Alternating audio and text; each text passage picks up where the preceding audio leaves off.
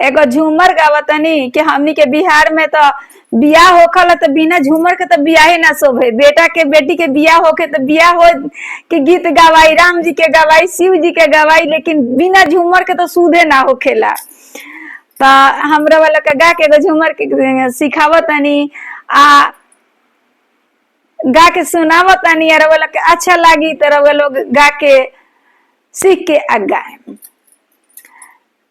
हरावली ओइला पिया हो आ गले के सिंगार, हरावली ओइला पिया हो आ गले के सिंगार, आ सौतीन मतली ओई हो पिया जीव के जंजाल, आ सौतीन मतली ओई हो पिया जीव के जंजाल।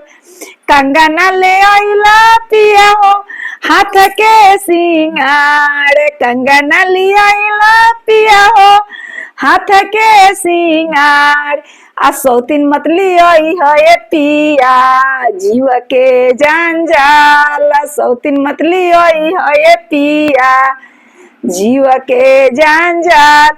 सड़िया लियाइला पिया हो देह के सिंगार, बिंदिया लियाइला पिया हो मांग के सिंगार, सौतीन मतली ओई है पिया जीव के जंजाल, सौतीन मतली ओई हो पिया जीव के जंजाल।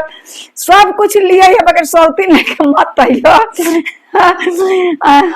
अच्छा लगी तो रउआ लोग हमार वीडियो के सपोर्ट करें आ कमेंट के माध्यम से हमरा के बताएं केकरा केकरा अच्छा लागल है।